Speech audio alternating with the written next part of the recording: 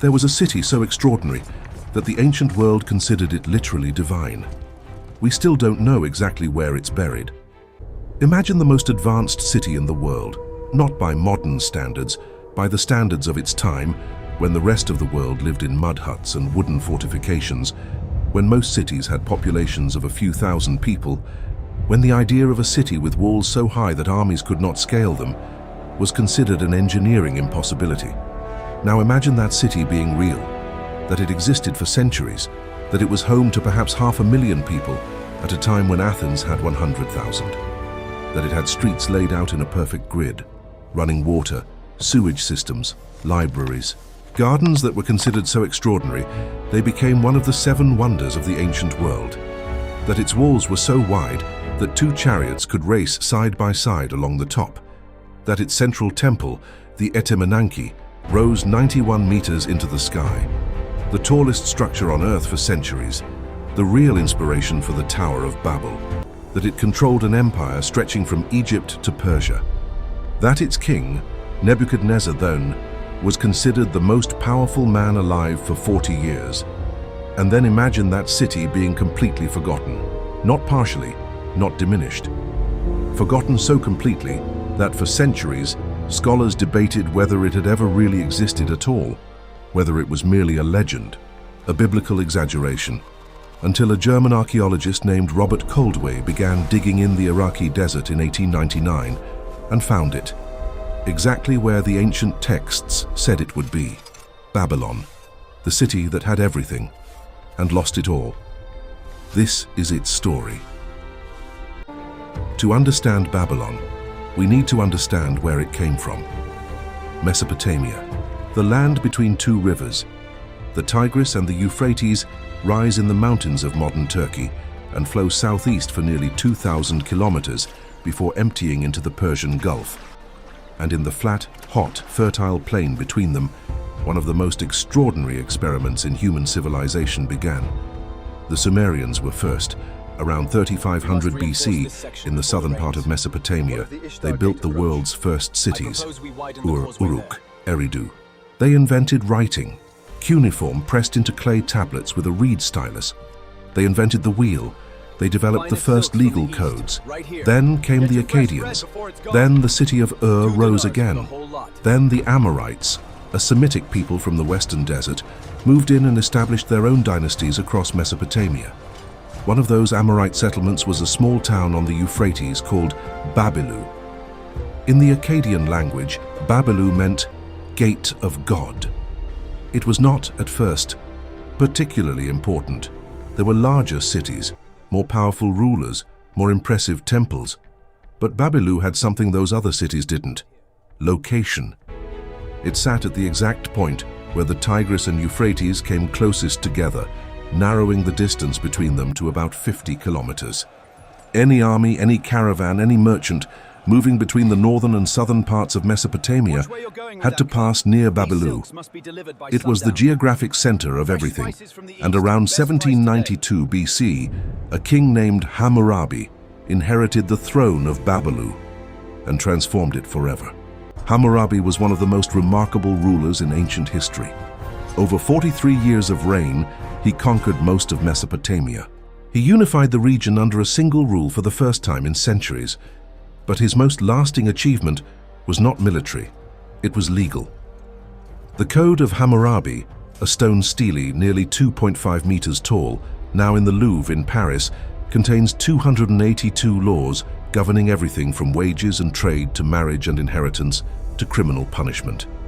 It is one of the earliest and most complete written legal codes in human history, and it begins with a preamble that tells us exactly what Hammurabi thought he was doing. He was not merely making laws, he was establishing justice in the land, protecting the weak from the strong, making sure that the widow and the orphan were not abused. Nearly 4,000 years ago, a Babylonian king articulated a concept of social justice that still resonates today. After Hammurabi, Babylon declined, invaded by the Kassites from the east, sacked by the Hittites, dominated by the Assyrians for centuries. But the city survived, because Babylon had something that repeatedly saved it, even from its conquerors: prestige. Babylon was considered the holiest city in Mesopotamia, the home of Marduk, the chief god of the Babylonian pantheon, the center of civilization and learning. Even the Assyrians, who conquered Babylon multiple times, who at one point destroyed it completely under King Sennacherib, eventually rebuilt it. Because ruling Mesopotamia without controlling Babylon felt illegitimate, the city kept coming back, and in 626 BC, it came back one final time, greater than it had ever been. A Chaldean general named Nabopolassar seized the Babylonian throne.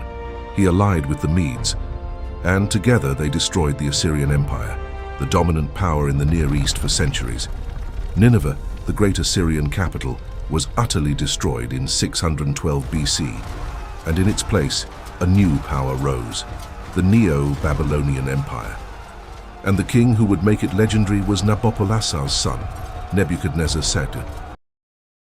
Nebuchadnezzar II ruled Babylon for 43 years, from 605 to 562 BC. And in those 43 years, he transformed a great city into something the ancient world had never seen.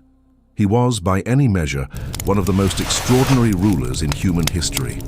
Military genius, architect of genius, administrator of genius, and, if the Book of Daniel is to be believed, occasionally a man of terrifying madness. But first, the building. What Nebuchadnezzar built in Babylon was so extraordinary that even in our age of skyscrapers and engineering marvels, it commands respect. The walls of Babylon under Nebuchadnezzar were triple walls, 3 concentric rings of fortification. The outer wall was 7 kilometers long, 7 meters thick, with towers every 20 meters. The inner wall was even more formidable. Some ancient sources describe it as wide enough for 2 4-horse chariots to race side by side along the top. Between the walls was a deep moat fed by the Euphrates. No army in the ancient world had the technology to breach those defenses directly. The only way to take Babylon was siege, and a siege meant starving out a city that controlled the Euphrates River and had storage facilities for years of food. It was effectively impregnable. But the walls were not what made Babylon famous. It was what was inside them. The processional way, the main ceremonial avenue of Babylon, was 20 meters wide and paved with limestone and red breccia stones. Its walls were lined with glazed blue bricks, decorated with reliefs of lions, the symbol of Ishtar, goddess of love and war. And at the northern end of the processional way stood the most extraordinary gate ever built in the ancient world, the Ishtar Gate. Named for the goddess of love and war, the Ishtar Gate was a massive double gate, nearly 15 meters high, faced entirely in brilliant blue glazed brick, decorated with alternating rows of dragons and bulls in relief. The blue was achieved through a sophisticated glazing technique that required precise control of kiln temperatures, a technological achievement that scholars still study today. The original Ishtar Gate was dismantled by German archaeologist Robert Koldewey in the early 20th century and reconstructed in the Pergamon Museum in Berlin, where it still stands. It remains one of the most breathtaking objects in any museum in the world. But even the Ishtar Gate was not Babylon's most famous creation. That honor belongs to something that may or may not have existed: the Hanging Gardens. And the story of the Hanging Gardens begins, as so many stories in Babylon do, with a woman. Nebuchadnezzar married a Median princess named Amytis. She was from the mountains, from the green, forested highlands of what is now northwestern Iran. And Babylon, for all its magnificence, was flat, hot, dry. A city of mud and stone in the middle of an alluvial plain. Amytis was homesick, and Nebuchadnezzar, the most powerful man in the world, decided to bring the mountains to her. According to ancient sources, he built a series of terraced gardens rising high above the city, planted with trees, flowers, and plants from the Median homeland, fed by an elaborate irrigation system that pumped water from the Euphrates up to the highest levels, a mountain of greenery rising from the flat Mesopotamian plain, the Hanging Gardens of Babylon, one of the 7 wonders of the ancient world. And here is the mystery that has haunted archaeologists for more than a century. We have never found them, despite Koldewey's extensive excavations. despite decades of subsequent archaeological work. Despite the fact that we know almost exactly where ancient Babylon was, no archaeological trace of the Hanging Gardens has ever been definitively identified. Some scholars believe they were destroyed so completely that nothing remains. Others suggest the irrigation channels and platforms may be buried under groundwater that makes excavation impossible in the relevant areas. And a few, most notably the British researcher Stephanie Daly, have proposed the most radical theory of all, that the Hanging Gardens were never in Babylon at all, that they were actually in Nineveh, the Assyrian capital, built by the Assyrian king Sennacherib a century before Nebuchadnezzar, and that by the time Greek writers were describing them as one of the seven wonders, Nineveh had been so completely destroyed that nobody remembered where the gardens actually were. The mystery remains unsolved, but Nebuchadnezzar didn't only build gardens and gates, he also destroyed, and what he destroyed changed the history of the world in ways that are still felt today. In 605 BC, the very first year of his reign, Nebuchadnezzar defeated the Egyptian army at the Battle of Carchemish on the banks of the Euphrates in modern Syria. It was one of the most decisive battles of the ancient Near East. Egypt, which had dominated the region for centuries, was pushed back permanently. The Babylonian Empire now controlled everything from Egypt's borders to Persia, and between those borders, Canaan, the small kingdoms of Israel and Judah. The kingdom of Judah had made a catastrophic diplomatic miscalculation. It had allied itself with Egypt, the losing side. In 597 BC, Nebuchadnezzar besieged Jerusalem for the first time. The city surrendered.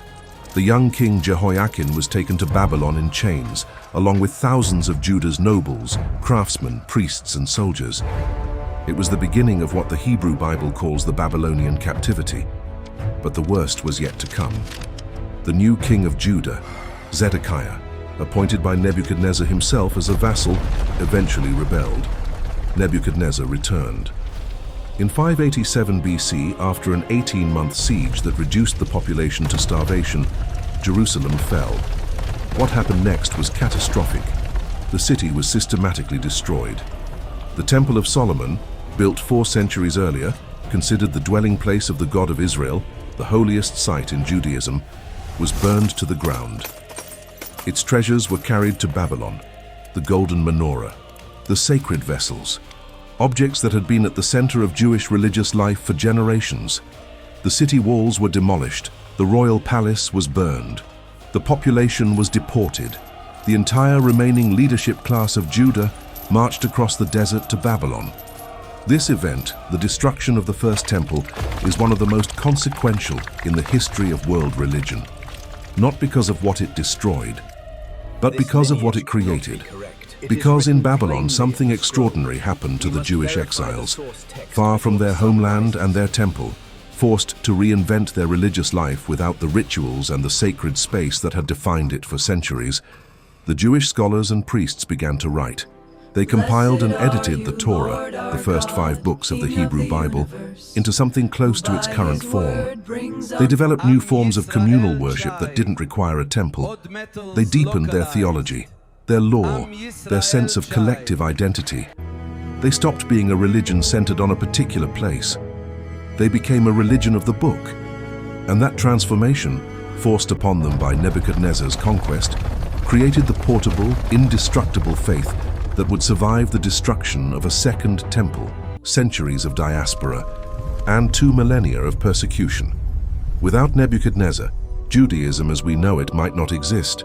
And without Judaism, Christianity and Islam, which both trace their roots directly to the Hebrew Bible, would not exist in their current forms. The most destructive king in Jewish history inadvertently created the conditions for the 3 religions that would shape human civilization for the next 2,000 years. History is never simple. There is a story that almost every person in the Western world has heard, the Tower of Babel. In the book of Genesis, humanity builds a tower reaching to the heavens. God, disturbed by this presumption, confuses their languages so they can no longer understand each other. The tower is abandoned. Humanity scatters across the earth. It is read as a myth, a parable about human hubris. But here is what most people don't know. The Tower of Babel was real, not in the way the Bible describes it, but there was a real structure in real Babylon that almost certainly inspired the biblical story. It was called the Etemenanki. In Sumerian, Etemenanki means house of the foundation of heaven and earth. It was a ziggurat, the characteristic stepped pyramid temple of Mesopotamian civilization that rose from the center of Babylon in a series of diminishing terraces to a temple at the very top. And it was enormous.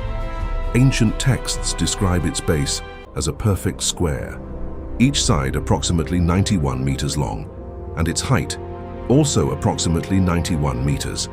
91 meters, the height of a modern 30-story building. Rising from the flat plain of Mesopotamia, visible for tens of kilometers in every direction, the Etemenanki would have been the most dramatic structure most ancient travelers had ever seen. Think about what it meant to see it. You are traveling across the flat Mesopotamian plain. For days, nothing but horizon and sky. Then, a shape on the horizon, growing larger as you approach, more and more extraordinary. A man-made mountain rising from the desert, its upper temple lost in clouds on misty days, literally reaching toward the heavens.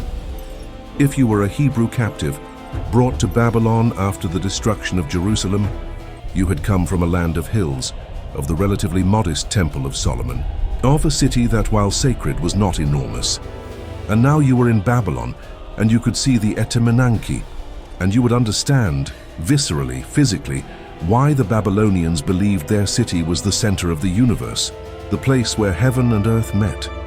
The story that became the Tower of Babel in Genesis is almost certainly a memory of the Etemenanki, written from the perspective of people who had seen it, who had been overwhelmed by it, who had tried to make sense of why a structure so vast had been built. The Etemenanki was not finished during Nebuchadnezzar's reign.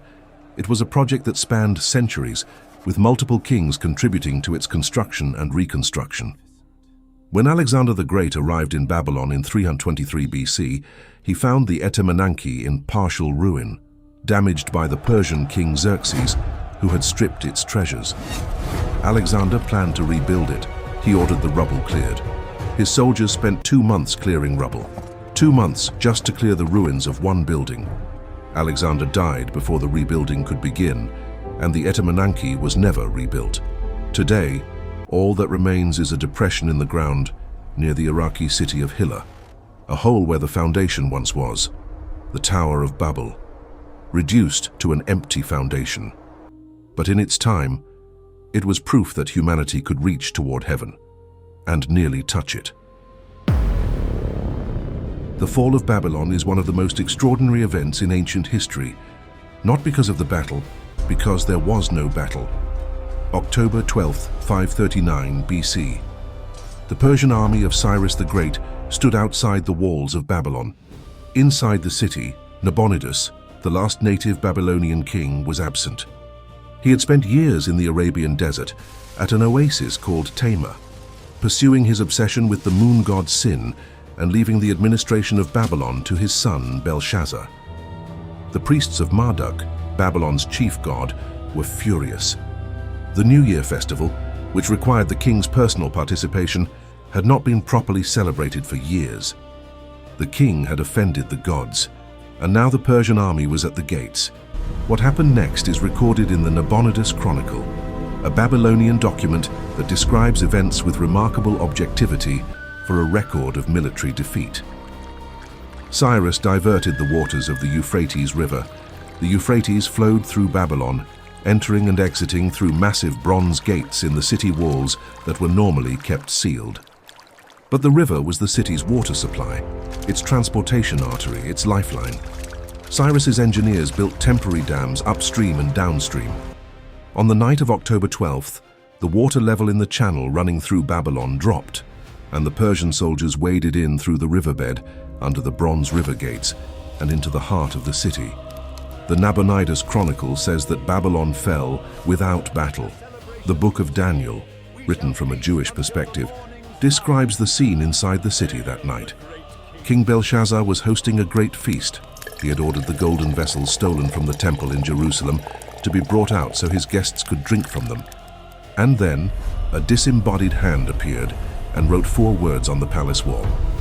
Mene, mene, tekel, upharsin. Numbered, numbered, weighed, divided.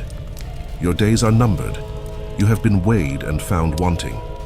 Your kingdom will be divided and given to the Medes and Persians. That night, Belshazzar was killed. The phrase, the writing on the wall, which we still use today to mean an omen of inevitable doom, comes from this story. The morning after the Persian soldiers entered Babylon, Cyrus the Great rode into the city on a white horse. He went to the temple of Marduk, and he did something that astonished the Babylonians. He prostrated himself before Marduk.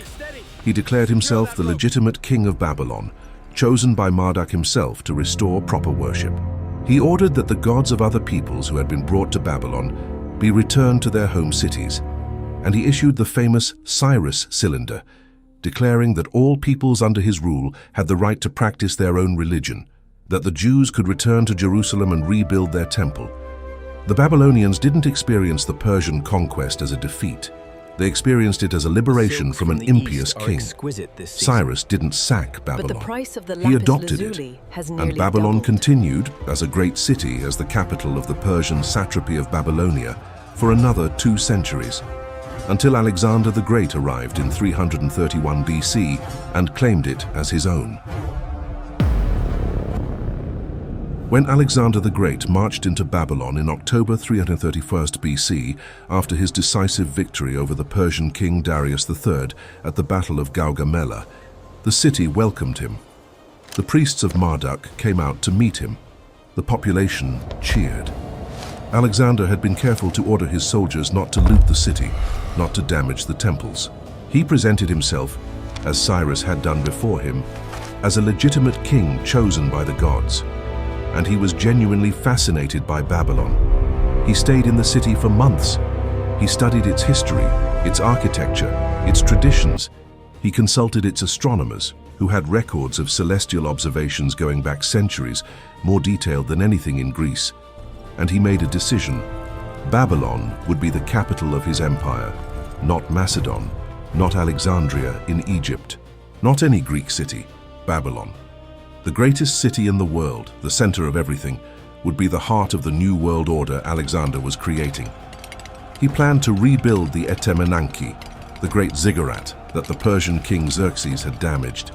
He planned to dig a new harbor on the Euphrates, to build new temples, to restore Babylon to its ancient glory. And then, in June 323 BC, Alexander died. He was 32 years old, in his palace in Babylon. The cause of his death is still debated. Fever, typhoid, alcohol, poison? We don't know. What we know is that when Alexander died, his plans for Babylon died with him. His generals divided his empire. None of them had Alexander's vision or Alexander's connection to Babylon. The city was incorporated into the Seleucid Empire, ruled by one of Alexander's generals, Seleucus I, and Seleucus made a decision that was, for Babylon, fatal. He founded a new capital city, Seleucia on the Tigris, about 35 kilometers north of Babylon, and he encouraged the population of Babylon to move there. The population of Babylon began to decline. The temples fell into disrepair. The great buildings, the Ishtar Gate, the processional way, the palace complex, began to crumble from lack of maintenance. By the time of Christ, Babylon was largely abandoned. The Greek geographer Strabo, writing around 20 BC, described it as a great desolation. The greatest city the ancient world had produced, reduced to rubble and silence in just 3 centuries. Babylon is not lost.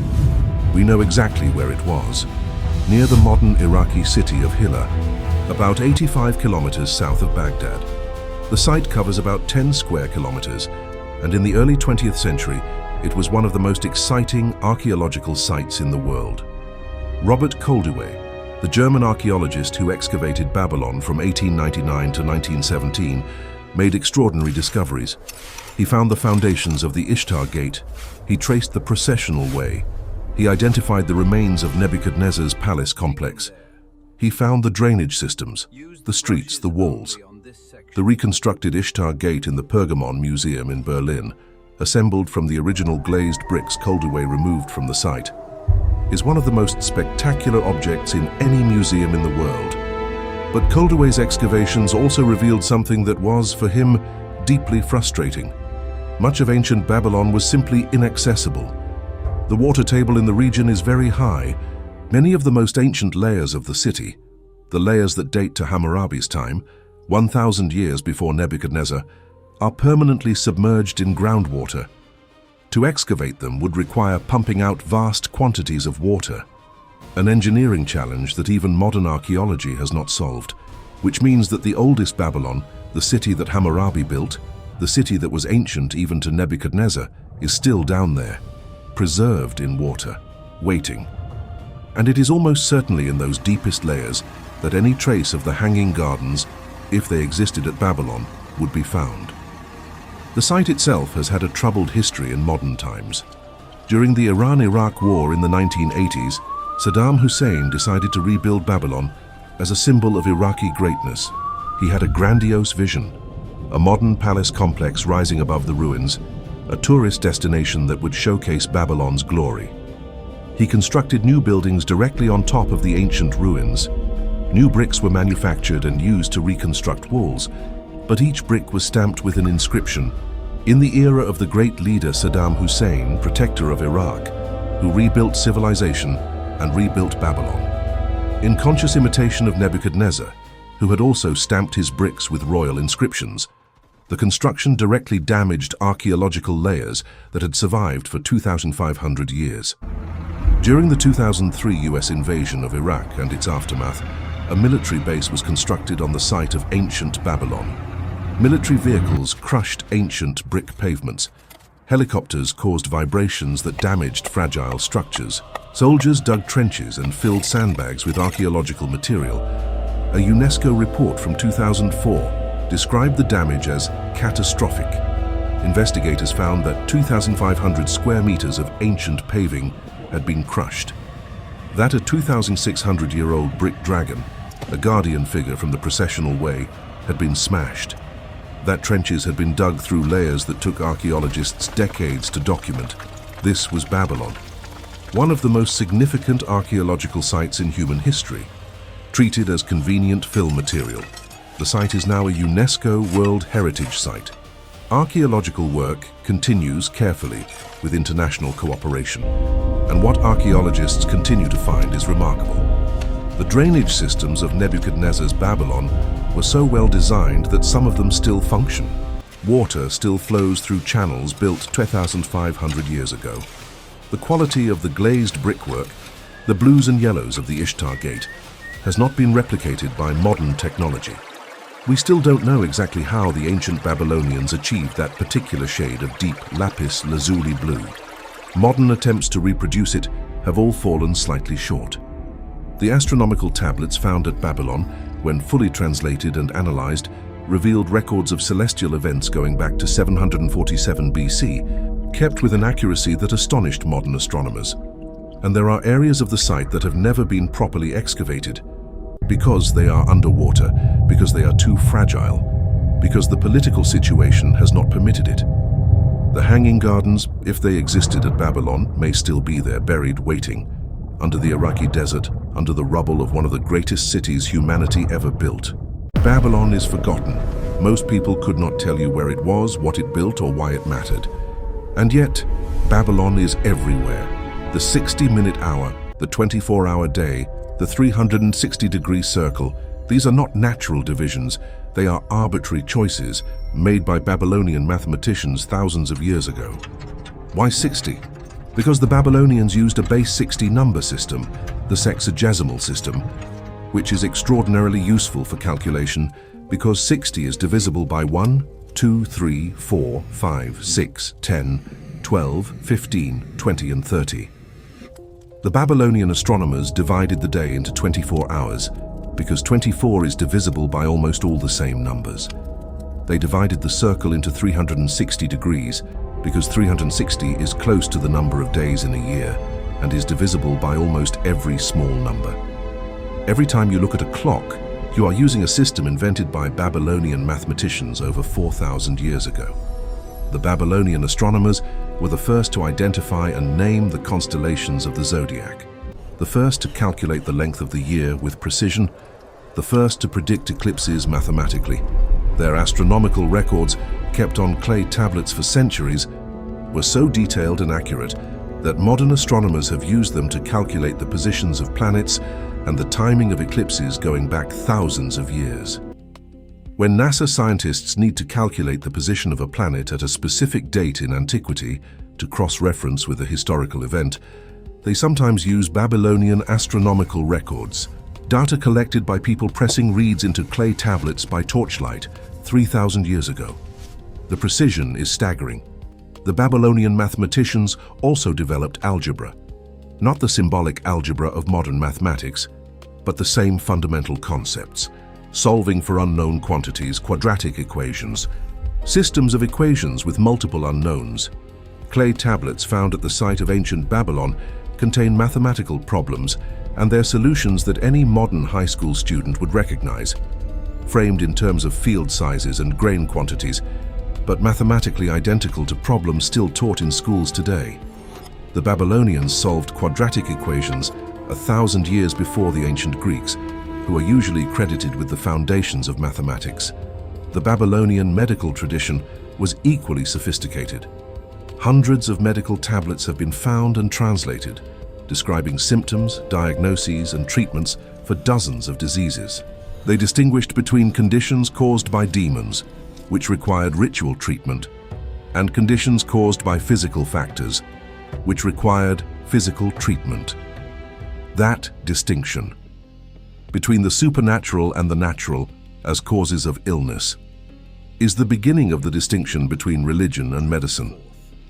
Some of the plant-based treatments described in Babylonian medical tablets have been analyzed by modern pharmacologists. Several contain compounds that are genuinely effective: anti-inflammatory agents, antiseptics, substances that affect blood pressure and heart rate. The Epic of Gilgamesh, discovered on clay tablets in the ruins of Nineveh in the 19th century, but with versions going back to Babylonian originals, is the world's first great work of literature.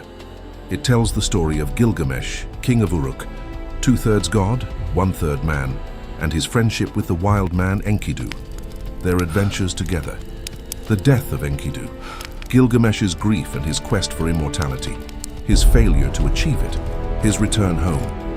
It explores themes of friendship, loss, mortality, the meaning of human existence, the relationship between civilization and wildness, themes that every human culture has grappled with. And it contains a flood story, a righteous man, a divine warning, a great boat, animals taken 2 by 2, a flood that covers the earth, a bird sent out to find land. The story of Noah's Ark, one of the most famous stories in the Bible, is a version of a story that Babylonian scribes were writing 1,000 years before the book of Genesis was compiled. The connection was recognized almost immediately when the Gilgamesh tablets were translated in the 1870s. It caused a sensation and a theological crisis for those who believed the Bible's stories were entirely original. They weren't. They were part of a shared literary tradition that went back to Babylon. And there is one more legacy, perhaps the most consequential of all. The Jewish community that was brought to Babylon by Nebuchadnezzar, the Babylonian captivity that lasted from 587 to 538 BC, did not disappear. They flourished. In Babylon, the greatest city in the world, surrounded by the most sophisticated civilization they had ever encountered, the Jewish exiles did not assimilate and disappear. They deepened. The encounter with Babylonian cosmology, their creation myths, their flood stories, their astronomical knowledge, challenged Jewish thinkers to articulate their own theology more precisely, to explain what made their God different from Marduk, what made their creation story different from the Enuma Elish, the Babylonian creation epic. The result was a flowering of Jewish theological and literary creativity that gave the world the Torah in its current form. And when Cyrus allowed them to return to their homeland, many chose to stay. The Jewish community in Babylon remained one of the most important and intellectually vital in the world for 1,000 years after the captivity ended. The Babylonian Talmud, compiled in Babylon between the 3rd and 6th centuries AD, is considered by many Jewish scholars to to be more authoritative than the Jerusalem Talmud. It is still the primary text of Jewish law and tradition, studied in yeshivas around the world today. The influence of Babylon on Judaism. The influence of Judaism on Christianity and Islam. The influence of Christianity and Islam on the entire history of Western and Islamic civilization. It all passes through Babylon, the city the world forgot, the city that built our hours, mapped our sky, told our oldest stories, and shaped our oldest faith. The city that had everything and gave everything away, and then disappeared into the desert sand. Babylon is buried.